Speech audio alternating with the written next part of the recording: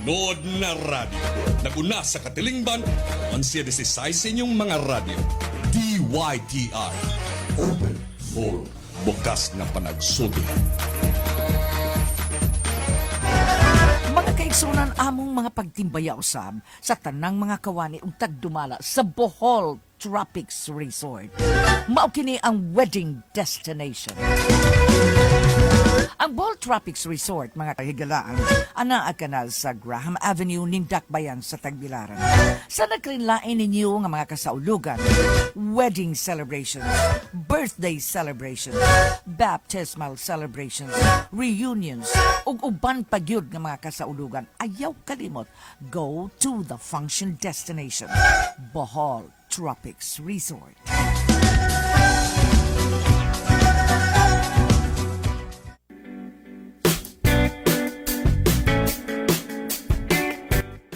Maayong balita. TAVIC brings good news to public utility vehicle operators. The Tagbilaran Vehicle Inspection Center, otherwise known as TAVIC, is bringing good news to public utility vehicle operators by launching its new rates for tricycles, multicabs, and jeepneys. Matud pa sa Information Officer gikan gyud sa TAVIC ang bag-o nga inspection rate alang sa PUVs mao 300 pesos lang, mga kaigsuonan. I repeat, 300 pesos. But wait, there is more. PUVs get a special lane, especially assigned to them if they come for inspection on Saturdays. This way they can get inspected right away and can go back to plying the routes immediately. TAVIC, Tagbilaran Vehicle Inspection Center, is located at Barangay Dampas near the Central Market. Customers can call TAVIC at telephone number 0998-985-0943. TAVIC, Tagbilaran Vehicle Inspection Center. Di ba? Maayo ang balita?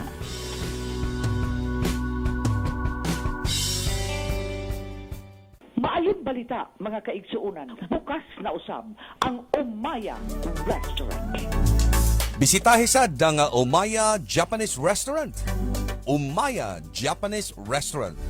Ang Umaya Japanese Restaurant ana mahimutang sa ground floor sa right wing sa Lightport Center, Galeares Street, Tagbilaran City. Umaya Japanese Restaurant nagtanyag sa lamian o authentic Japanese food. Umaya Japanese Restaurant, serving various authentic Japanese dishes made affordable to everyone. Umaya Japanese Restaurant, allowing the local Boholano to experience Japanese culture.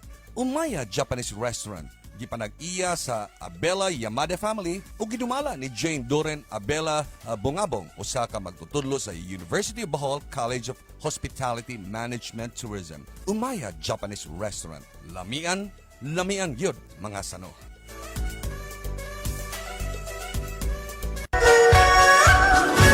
Mga kaigsuunan, ani ay nindot sa kaing pahibalo. Yehey! Makaingon jud ta og yehey! Lamian kaayo. House of Lechon, Tagbilaran.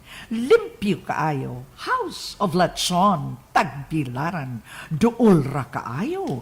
House of Lechon, Tagbilaran. Ana ang mahamutang sa J.A. Clarin Street, haduol sa National Irrigation Administration and Panda Tea Hotel, Barangay Dao, Tagbilaran City. Congratulations, House of Lechon, Tagbilaran. Gipanag-iya ni Dr. Wilson Du and family. House of Lechon, Tagbilaran, Lamian.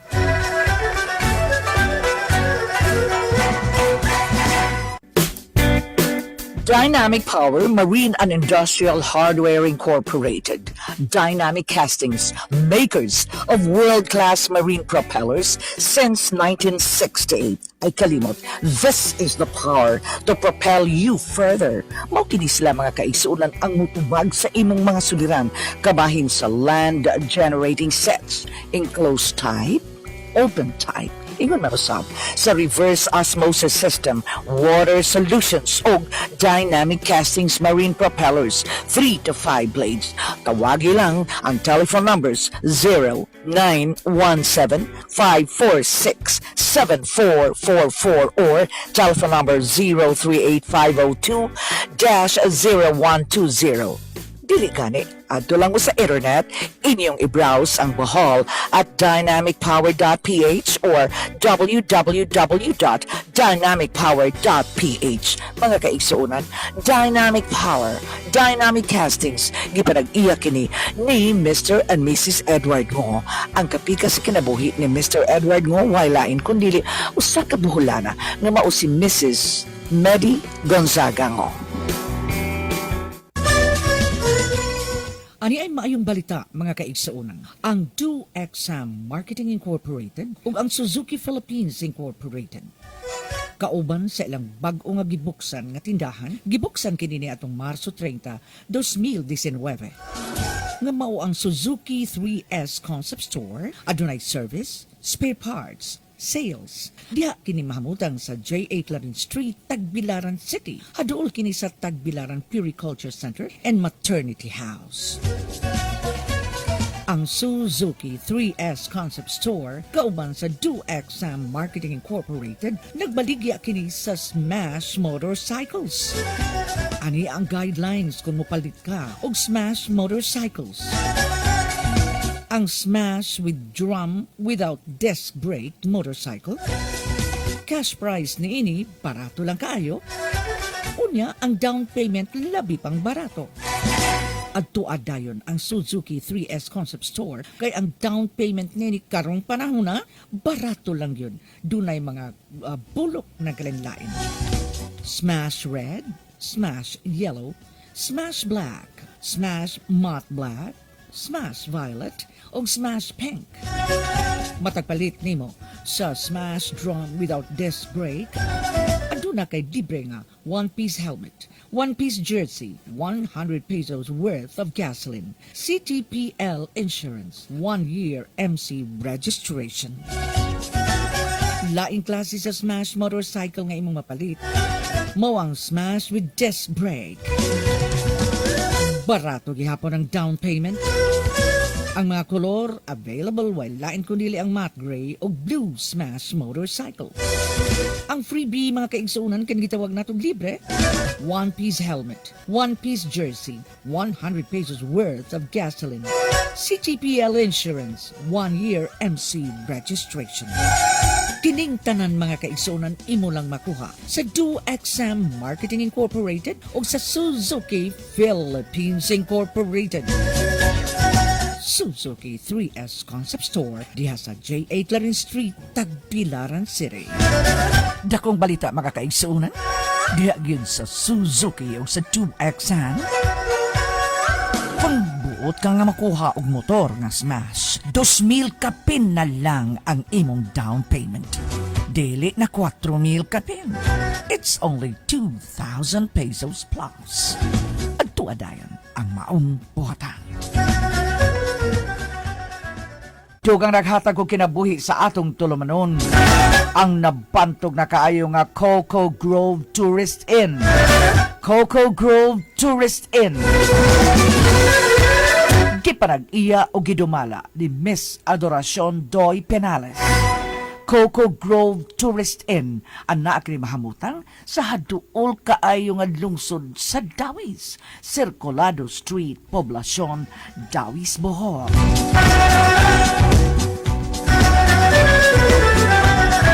Kasagaran karon nga managtiayon mga sponsor service providers sa mga wedding ceremonies nga anak paghimuan sa Tagbilaran baka o sa Dawis sa silinganan nga mga lungsod. Anak kini sila magpuyo sa Coco Grove Tourist Inn. Full convenience, accessibility to the city, room rates, appeal na ni ana ang facilities and amenities. Coco Grove Tourist Inn.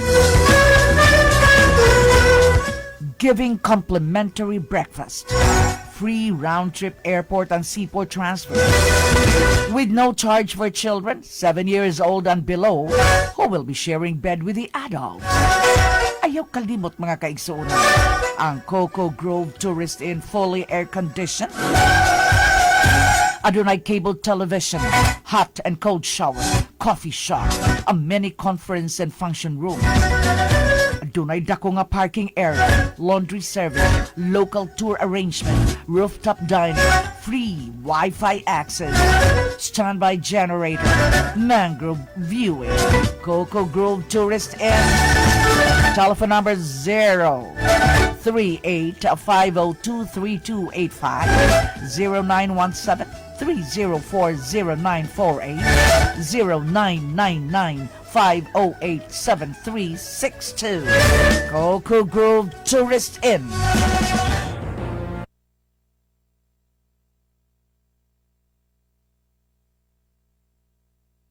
I believe wherever dreams dwell, the heart calls it home, where the sun warms better than the sun elsewhere. There is a best place you can live a life, close to the ocean and under the sun.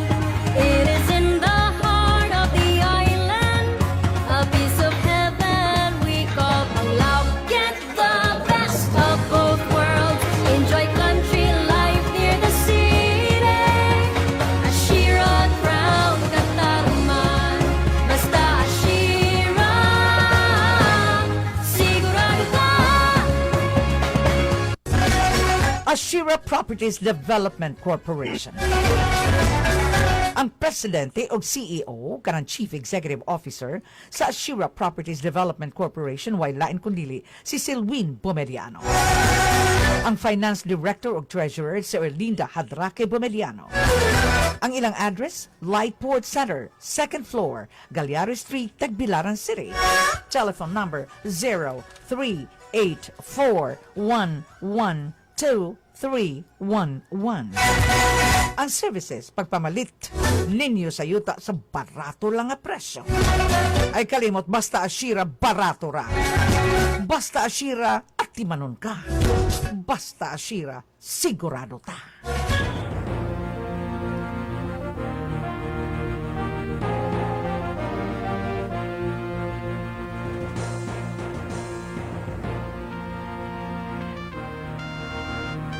Ladies and gentlemen, we present to you now the latest news edition brought to you by the First Consolidated Bank, FCB.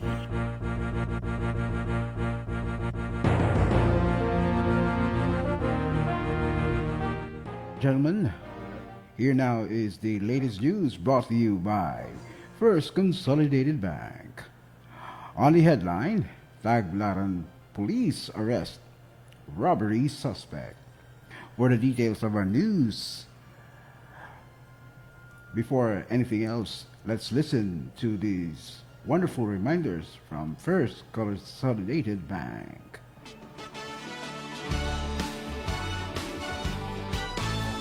Use FCB Pay, FCB's new mobile banking application to earn 2% cash back with no minimum spend required and no cashback limit. Whether you are shopping for loved ones or Buying food for Noche Buena.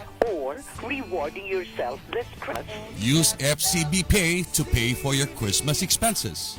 just keep using FCB Pay to enjoy safe, Convenient cashless transactions. and earn 2% cashback. To register, visit your nearest FCB branch. I'd like to repeat, to register, visit your nearest FCB branch. At FCB.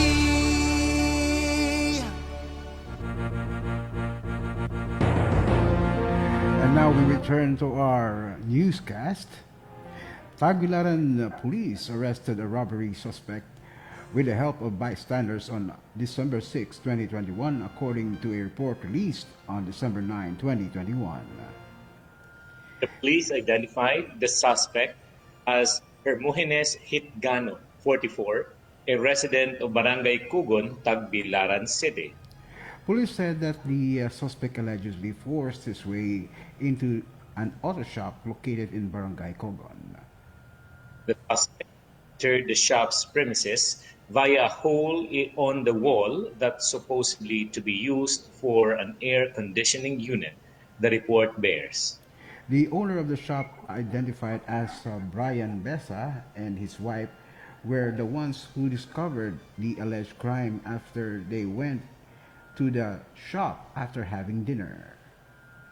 The shop's owners saw the suspect trying to escape, which prompted Besa to shout for help, the police mentioned in their report. Bystanders then helped stop the suspect from completely escaping the area, allowing the police to complete the arrest, the report mentions. Suspect was taken into custody as he will be facing charges shortly. And that was the news, ladies and gentlemen. In behalf of our regular newscaster RD Araneta Batoy and our colleagues Chanimar Araneta Batoy, Gloria Ludovica Araneta, and attorney Greg Estral, this has been your newscaster Dave Alvarado saying thank you FCB. Thank you, First Consolidated Bank.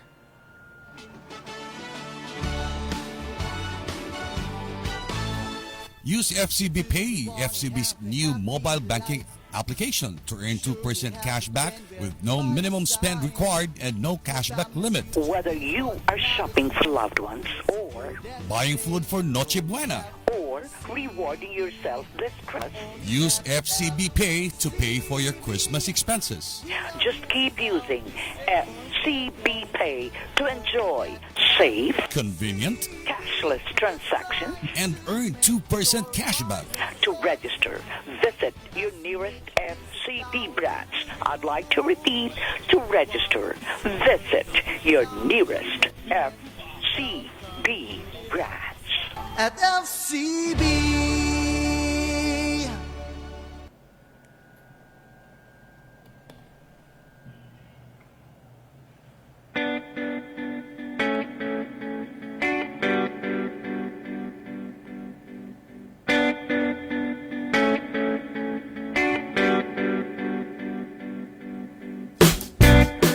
All right. It's a wonderful, wonderful Thursday. O ganiya na sadta sa laing edisyon ng atong programa.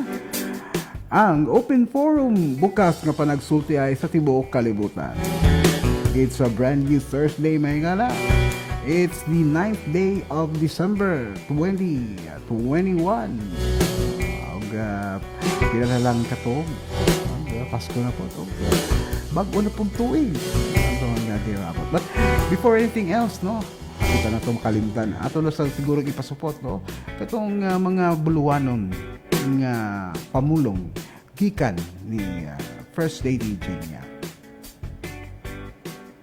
Ugmaro nato ang kalinaw ug kahusay sa tagsa-tagsa nato kapanimalay. Tungod kay ang banay mao ang tinubdan sa tinuod nga tinguswaban sa atong mga kaigsuunan. Kini si First Lady Jane Yap sa Dakbayan sa Tagbilaran.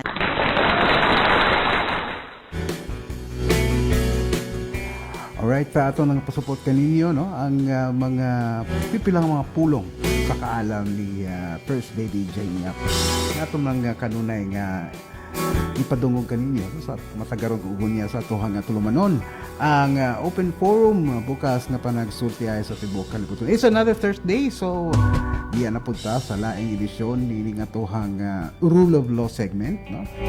Kaya ato naman naghihimo nga duha ka adlaw ang atong Rule of Law. Kauban siyempre na ito ang atong maalam kayo o banggiitan na legal counsel sa atohang pamagalaan the Bohol Tribune. So di pa nato siya hatag kanina may kala. Atong mga pagtimbayaon na sa itong mga suking tigpaminaw ni ining atong programa sa nagkalaing lapit ni ining atohang kalibok lalibigan sa Bohol o siyempre sa tibuok kalibutan, no? Taman sa mabot sa atong Sibya karong adlaw pinaagi sa itong mga nagkalaing mga platform sa internet kaning atohang website and siyempre sa atong Facebook page sa DYTR Bohol. Thank you very much sa inyong pag-uban kanamo karong adlaw sa atohang tulumanon ang Open Forum bukas kapanagsulti ay sa tibuok kalibutan. Atong mga kaigsuonan nga naminaw ining atong programa pinaagi sa ilang mga radio sets Thank you very much sa inyong pagpaminaw sa itong programa karong adlaw nga Huwebes, no? And siyempre sa mga kasigpit na itong mga lugar din sa Kabisayan ug Mindanao, taman sa mabol sa itong Sibya, sa tuhang tulumanon nga open forum. Thank you very much sa inyong pagpaminaw.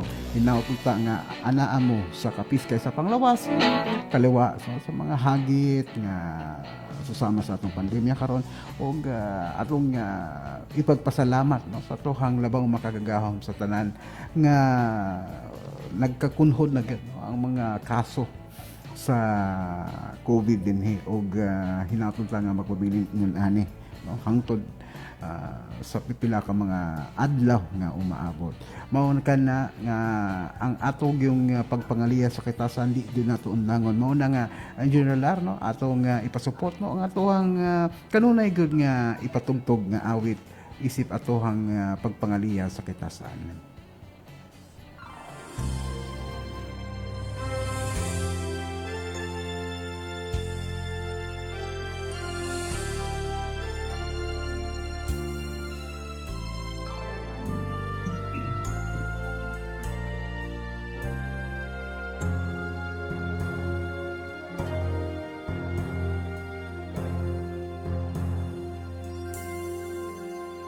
If my people humble themselves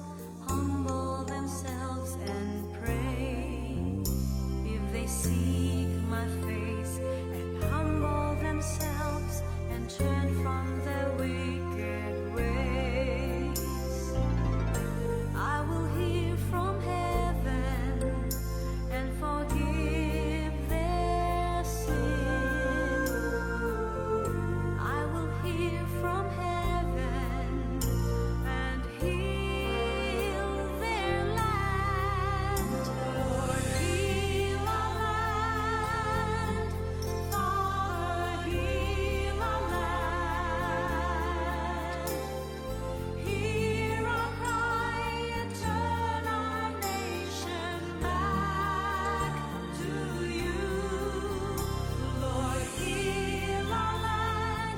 Hear us, O Lord, and heal our land. Forgive our sin and heal our broken land.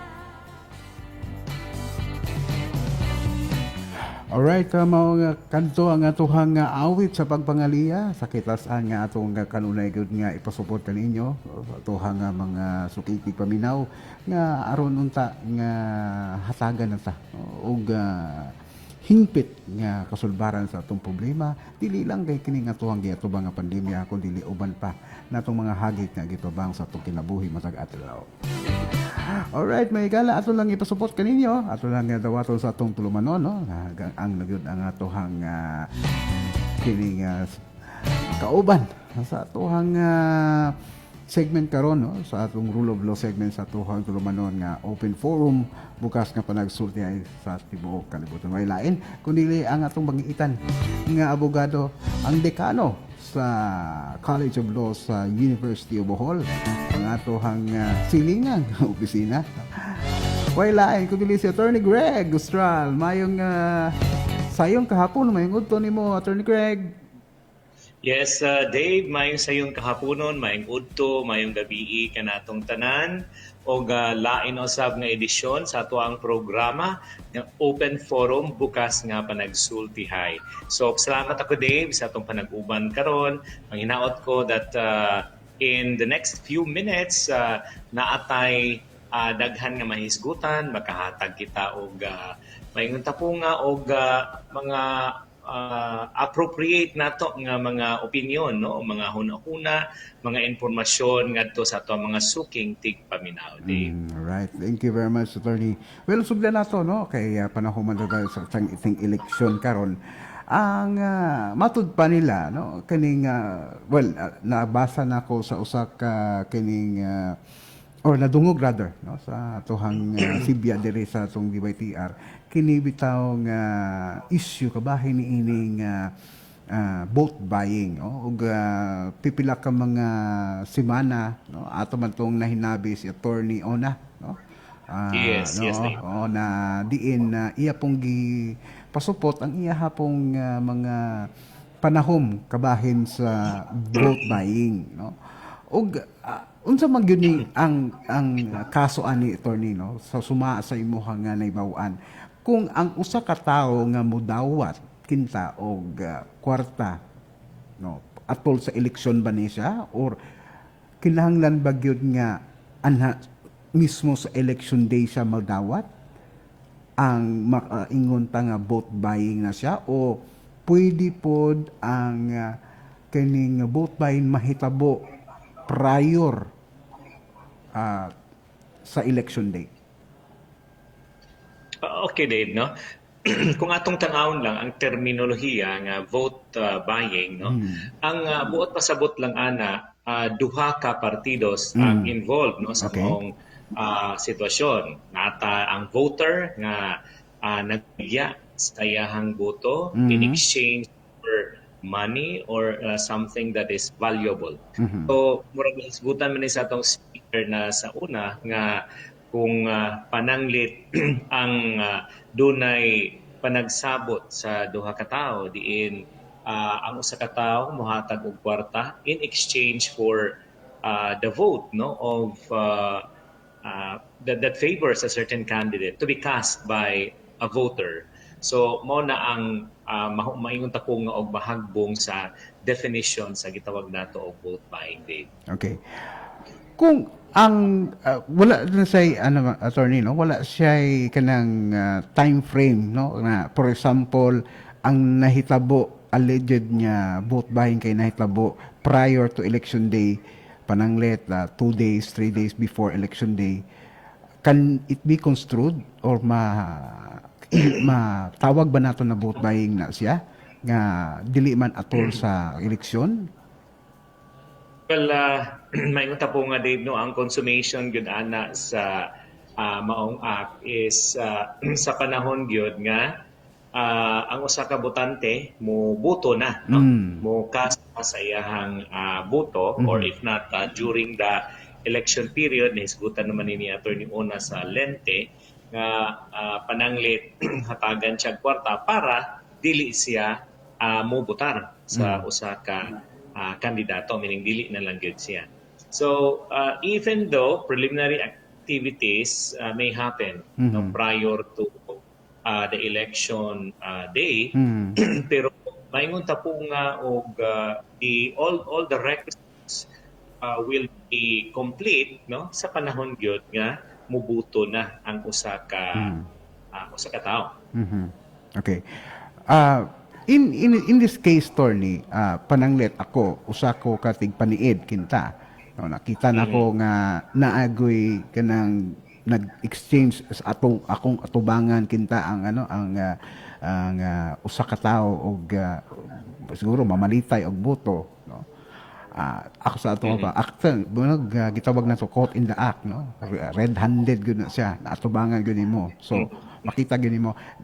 Can you effect citizens arrest on that person?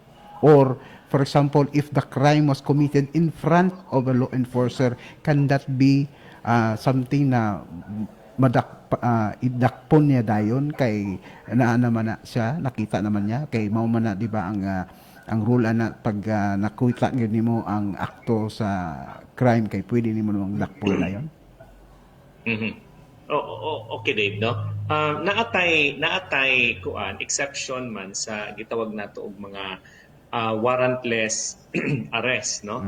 Because the general rule is that no person shall be arrested without the benefit of a warrant or without a warrant of arrest issued by a court of law. So kaning mga gitawag nato og warrantless arrest, this is rather an exception to the general rule rather than the general rule itself. So pasabot niini ang mainta po nga og circumstansya diin pwede nga i-aresto sa usa ka tawo ang lain nga tawo nga nagbuhat must be present, meaning kadtong requirement nga ang usa ka tawo must be committing, no, a crime in the presence of a police officer.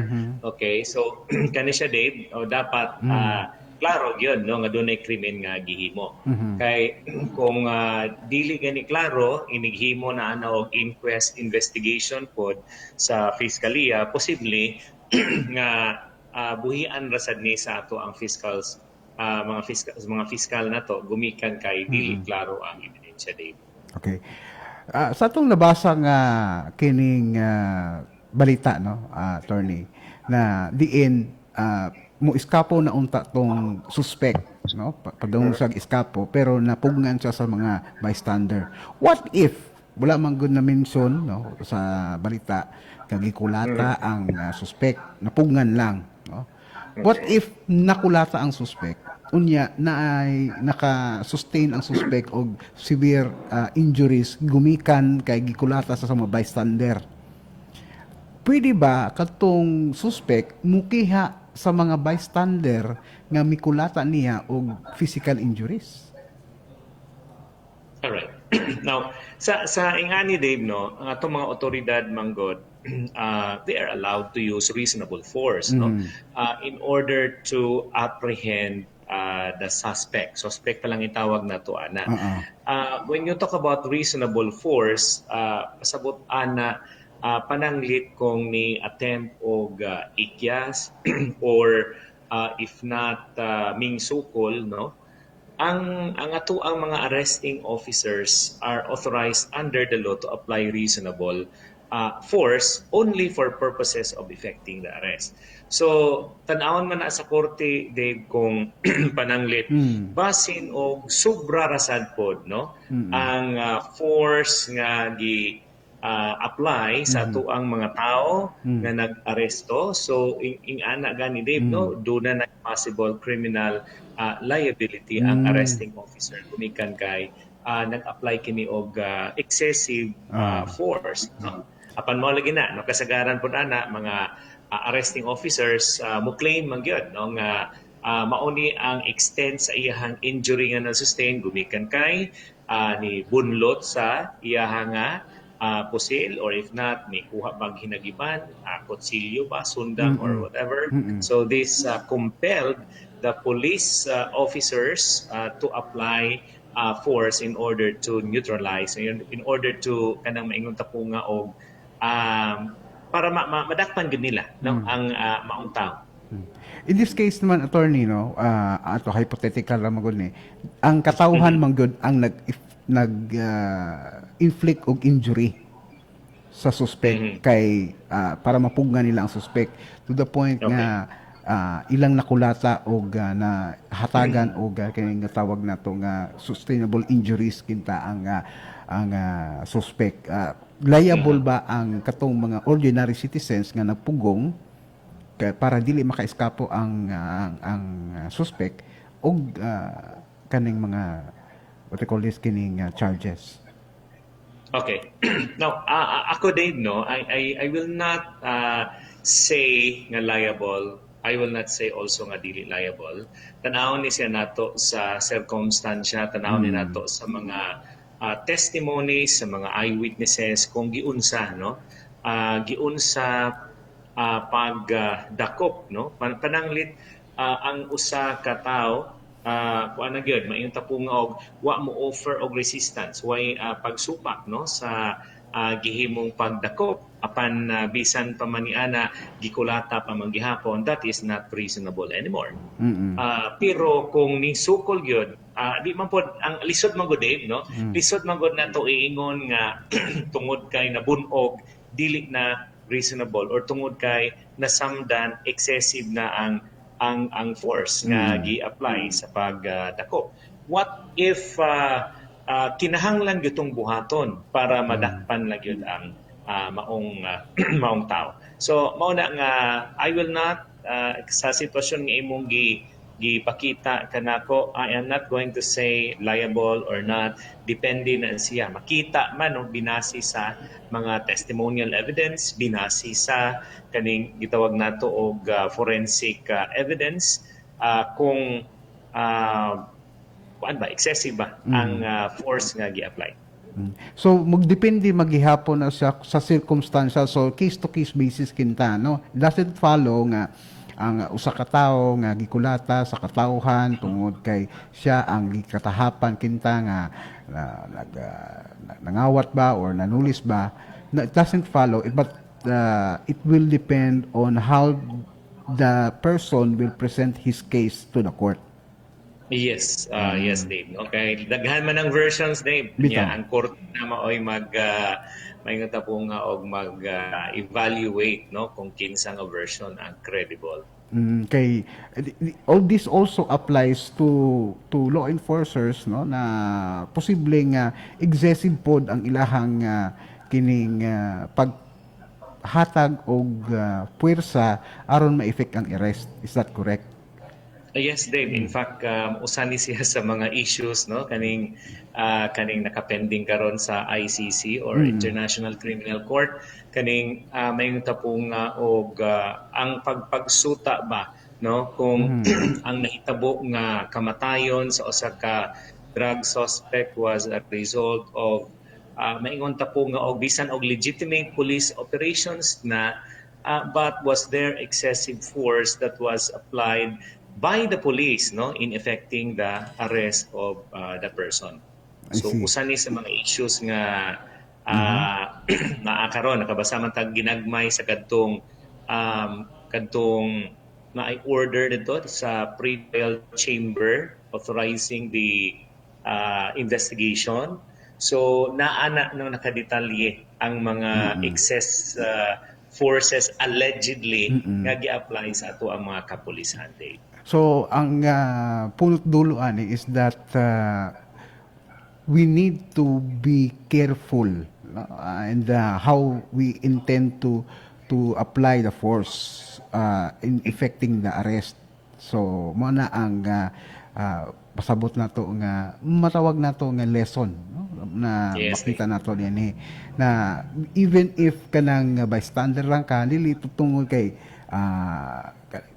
imo na siyang giisip usa ka suspect, pataka na lang ka og kulata dinha bisag pagwa di na siya musukol, dili na siya kanang matawag nato nga mo try pag escape og nag-surrender na siya sa iyang kining sitwasyon nga diin matawag nato nga dili na siya kanang matawag nato mo eskapo pa or mawa sa kining possession or custody no sa tuhang mga kaigsunan. I'm just wondering, attorney, no? Yes. Add something to that, no? Di ba na naman karo requirements ato ang mga kapulisan that they should wear body cameras the moment ingon ta po nga mag-serve sila og warrant of arrest, maghimo sila og search, no? Naa na requirement nga dapat magsulot sila og gitawag nato og body cameras. And in lieu of that, matod pa na nabasa nato sa atong mga report kay gamito nila ang ilang mga phones. Murag alternative pud na siya no sa body camera kay okay di man sa tanan higayon mag-afford ta og body cameras og mahatagan nato og tanan mga kapulisan nato og mga body cameras. No, that it will also be a matawag nato nga deterrent in a way for excessive force, and also matawag na to nga mo na ang matawag na to nga balancer kinta kung unsa may mga panghitabo kung sa ka kining gitawag nato nga insidente no sa panghitabo diin dunay gidakop dunay by operation nga legitimate. And attorney, no, I just want to know kay doon na may mga anay sitwasyon, no? I'll just give you a situation. Ang naitabo is that raid siya. Raid siya sa usa ka kanang Tigbakay. Okay. Raid siya sa Tigbakay. Nangutana ang mga pulis kung kinsa ang nagpasiugda sa Tigbakay. Gitudlo nila ang usa ka kining opisyal sa barangay. Pero wala didto sa Tigbakay ang maong opisyal. Mahimo ba nga dakpon ang maong opisyal kaysa maan ang gitudlo sa mga nagpahigayon og Tigbakay isip nagpasigda ato? O kinahanglan ba na siya nga pasakaan pagkaso sa normal na pagpasaka o filing na dili inquest ang paagi. Okay, so sa imong gisulti, Dave, sa akong sabot, wala ang usa ka official, barangay official, nga gitumbok nga maoy nagpasiugda sa maong tigbakay, no? Wala. Sa diha nangabot ang ato ang mga kapulisan. So, akong tanaw na, Dave, no, dapat pasakaan kani nila og kaso upon they should undergo the regular preliminary investigation. Dili pwede nga atuon lang sa ilang balay ang maong barangay official. Unya dakpon siya tungod kay wala man siya sa crime scene, no? Ato banahuna nga didto ang ato ang mga kapulisan. Oo, mahugra pod na siya og pananglit kaning mapareho ra pod na siya pananglit na atay gidakop na naigitakop rather na kining drug suspect. Matod pa sa drug suspect ang iyahang source sa iyang drugs kay mauni si mauna.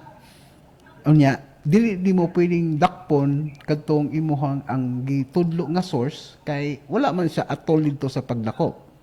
So kinanglan pasakaan nimo sa kaso sa normal nga paagi kay kining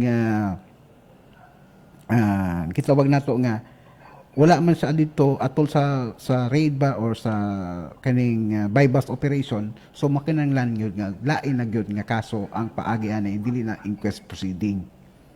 Kana, Dave, magdepende na siya kung doon na ba sa ebidensya batok sa maong barangay official. Yes, mao na gyud siyang magdepende lang po kung naagi ebidensya, no. What if kung ang ebidensya ani is kadturag yung testimony pod sa mga naa dito na gi-raid? Well, siguro kung ato ang kapulisan nagtuo nga igo na kana ang testimonial evidence nga ilang nakalap, pwede man og ilang ipasaka ngadto sa fiskalya, then let the fiscal evaluate kung doon na by probable cause. Ano ko lang, Tornino, ang once nga ma-dismiss ang kaso sa prosecutor level, pasabot ba ani wala na ni kaso or na wala na gyud na or kanang end of the line na gyud na siya? Dili, Dave, no? This is just a preliminary proceeding. So kanang at the level of the city or the provincial prosecution, pwede pa na siya ang ilang desisyon sa mga kaso, either decision finding probable cause or decision dismissing the complaint for lack of probable cause. Pwede pa na siyang i-appeal ngadto sa regional state prosecutor sa mga kaso nga cognizable sa ato ang mga municipal courts. Sa mga kaso nga cognizable sa atong regional trial courts, pwede ni siya maapila dito sa National Prosecution Service dito sa kauluhan sa Department of Justice State. So pasabot ani not necessarily nga ang imong kaso na dismiss na sa prosecutor's level, pwede na wala na kay kanang kabalaka kay wala na human na gyud ang issue. Doon na pay remedy ang kining ato ang mga nag-file kinta, no, pananglit ang nag-file man ang na-dismiss ang gi-file nga kaso kinta. So posible pa na siya nga isang at pagyud sa lain pagyud kining level. What if by that level, attorney, na-dismiss man gihapon? So we can say that the issue or the case has kanang naabot na gyud niya ang end of the line. Dili pagihapon, Dave, no, naapay next level ana. Tungod kay ang Department of Justice sakupan ka na siya sa Office of the President. So the decision sa to ang Secretary of Justice can still be appealed to the Office of the President. Or if not, kung gusto ang aggrieved party, pwede siya muadto sa Court of Appeals iyang i-question ang maong resolution bahin sa maong kaso. So mao nay track nga mahitabo kung pananglit ang mga parties dili satisfied sa resolutions ato ang prosecutor, sa ato ang regional state prosecutor, sa National Prosecution Service Dave. Pero nalo kay pasupot ana Dave, no? Kasagaran man god pananglit kung ang kung ang desisyon is a probable cause, meaning finding of probable cause. Ingon si fiscal na pasakaan na nato og kaso ang kaning tawhana, say for example for the crime of estafa, gumikan kay duna ko'y nakita nga igong basihan, no, nga isang at ang kaso ngadto sa husgado. Ang akusado dunay duha ka opsyon, no. Ang opsyon niya is mo pasaka siya og kanang appeal ngadto sa Department of Justice, particularly sa National Prosecution Service. Pero ang prosecutor's office na dili na sila maghuwat kung marisolba ang maong apila. Kung ang desisyon nila, ang resolution nila is pasakaan ka o kaso, ilaha ka ng idusok ngadto sa korte, no, bisan pa man og nakabinbin pa or pending pa ang imong apelasyon ngadto sa DOJ. So do not expect nga kung moingon ang imong abogado nga ako nang na-file ngadto sa Department of Justice ang apila sa resolution ni fiscal finding probable cause, ayaw pagtuo nga walay warrant of arrest nga moabot nimo or dili ka serban og warrant of arrest.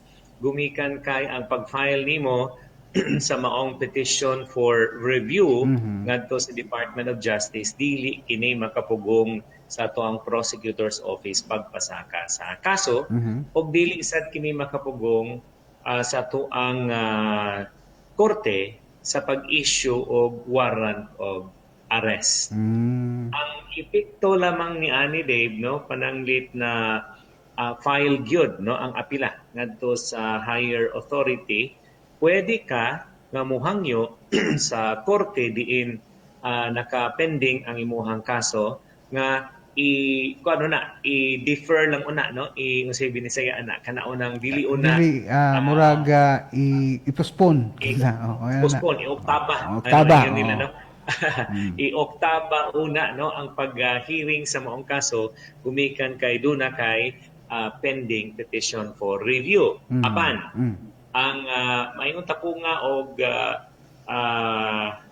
kanang pag-oktaba sa maong hearing, kutob lamang kani og 60 días. Dili makahuwat ang korte og hangtod sa hangtod, ilabi ni usahay ni atong DOJ, dugay-dugay usahay pod mo resolve sa maong kaso. So mauna nga padayon after 60 days kung walay resolution ang maong appeal on ang mahitabo na ito. So ano pala ay, no, very technical di ay ang mga or matawag komplikado ba di ay, no, ang matawag nato nga is complicated ang mga panghitabo di ay pag magpasaka tag kaso. Pagpasabot na to og probable cause, attorney, dili pasabot nga sad-an na ka. Dili pa. Gumikan kay ang gihimo sa fiscal preliminary pa man na, no? Ito pong obligado gihapon ang fiscal nga tan-awon kung naa ba ang tanan nga elemento sa kaso. Kung wala naay nakuwang sa mga elemento sa kaso, iyan ning i-dismiss ang maong sumbong gumikan kay kung usa lang ang naa or duha lang ka requisites ang naa pero ang ubang requisites or element sa kaso wala diha, then dapat i-dismiss na ni. Di dapat magsayang sa oras, sa resources ang ato ang gobyerno pag-prosecute og kaso nga mo resulta lang sa klaro nga acquittal. So as early as the fiscal's level dapat i-dismiss na sa fiscal. Apan kung nakita sa fiscal nga ang mga elemento sa krimen naa diha, no, binasi sa ebidensya nga gisumite niya, then mao kanay panahon nga moingon ang fiscal nga dunay probable cause. Pero wa ni magpasabot nga guilty na ang gisumbong gumikan kay preliminary pa manggod ang pagdetermine sa ato ang prosecutor, no? Kung naay mga affidavits nga gisumite dili pa maayong tapunga og dili pa ni full-blown trial, no? We don't really know kung naagyo tenable defense pod ang maong akusado. So at this point, moingon ta nga probably guilty ang sa katao. Pero we do not say at this level nga guilty na siya beyond reasonable doubt. Okay. Natay gipasuport ni rin nga pangutana, no? Ang pangutana niya, ang iya ko nung inahan, doon na kuno'y utang, no? Utang. Unya gipasakanog kaso nga istapa, pipila ka mga kining higayon nakadawat ang iyang inahan og subpina or kanang notice ba. Pero iyang gibaliwa. Karon ang nigawas na gyon is warrant of arrest. So sa to pa wala makahatag or makatubag sa unsa man ang mga kinanglan tubagon ang iyang inahan sa maong kaso og nalutsan na lang gyud og kanang what you call this kining warrant of arrest. Ang pangutana is wala ba na violate ang ilahang due process kinta dire kay wa man pud nakatubag ang ilahang inahan. Wala Dave, no? Gumikan kay sa matod pa sa imuhang gisulti, napadalhan og sapina ang maong inahan. Kung iyang gibaliwala. In fact, di ka usa, no? Pero I suspect daghan ni siya nga kaso sa estafa Dave. Many counts siguro ni gumikan kay kadaghan man gipadalhan og sapina. Usually magod kas ara man na mapadalhan og sapina gumikan kay ang mahitabo sa panahon nga gitakda diin mo sumiti ka sa imong counter affidavit ug mga ebidensya ug imong mga testigo ug na dunay clarificatory hearing pagkahuman ana iresolba naman ang kaso sa handling prosecutor.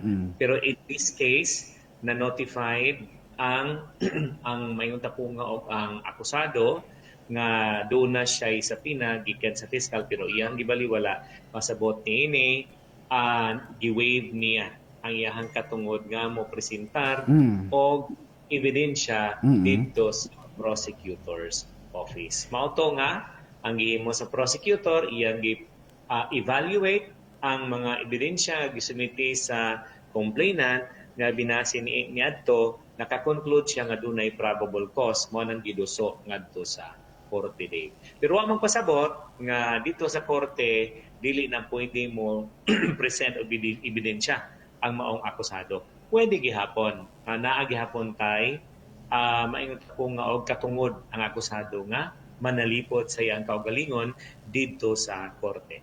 So ang atohang lesson learned ani attorney kung doon na may mga subpina kintatang madawat no atong tubagon or atong atimanon aron dili na ta moabot ba sa punto na ang musunod nga atong madawat or anhaon na tas mga pulis para dakpon ta no so mao gyud sa nga kinahanglan gyud kung yun ana is that the prudent thing to do is to approach a lawyer no, para matabangan ta kung unsa man ang angay nga kanang buhaton. What if attorney unsa man ang pamaagi no? Siguro this is my last question before we go. Unsa man gyud pamaagi ana attorney? What if the respondent kinta is an indigent?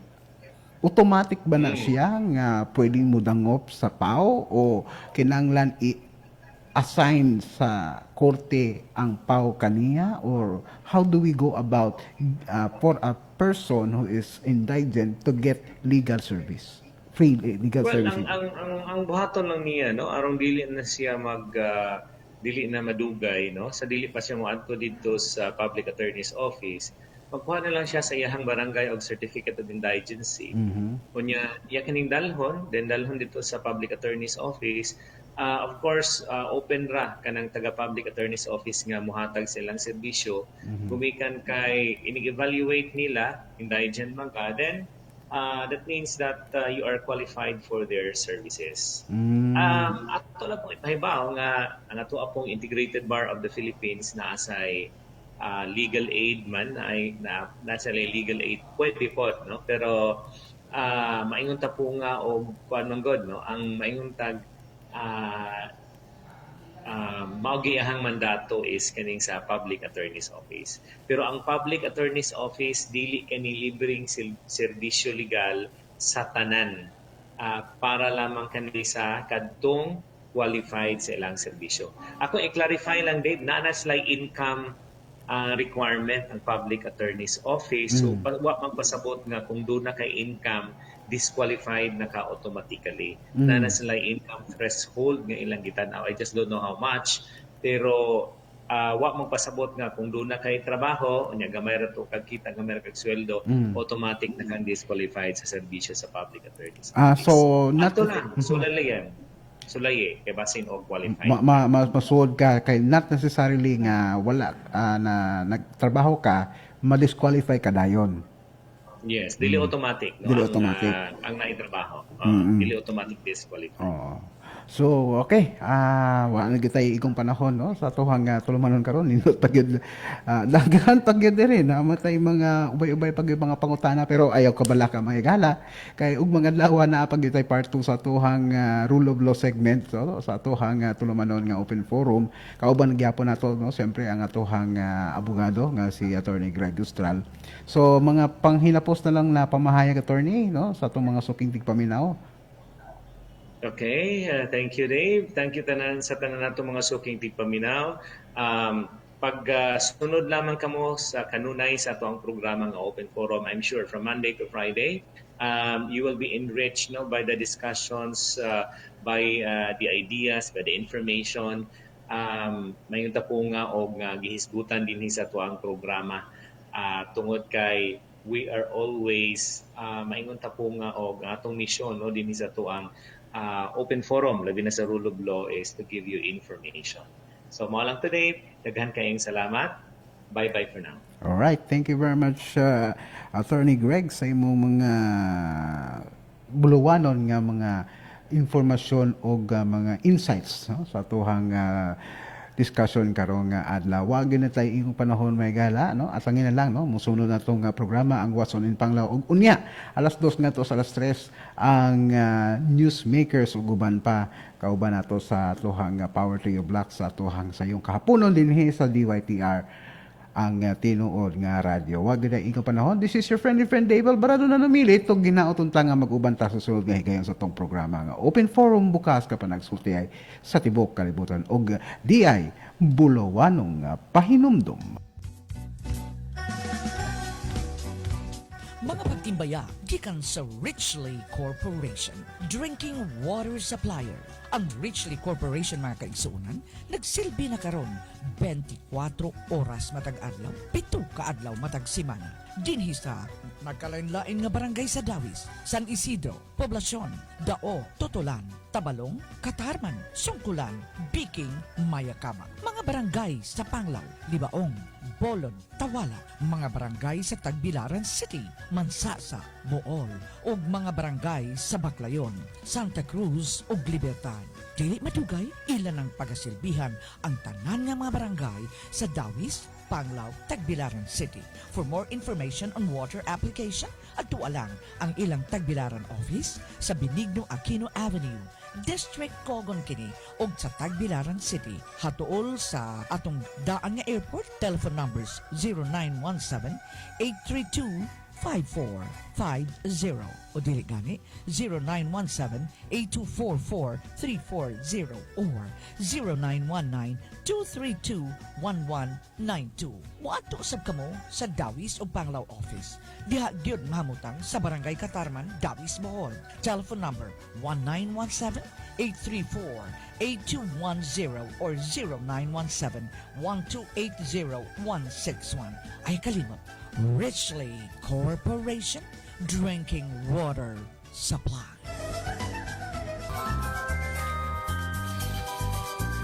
Inyong napaminawan ang Open Forum. Bukas ng panagsulihay. Ayaw kalimot. sa sunod ng panagubad. Open Forum.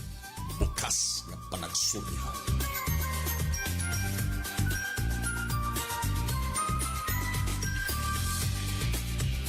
Ang programa nga inyong nabati usa ka binayran. Ang mga opinyon o komentaryo nga gipadayag iya lamang sa magsisibya ug way labot ang istasyon. www.eytrbohol.com. From Bohol to the world.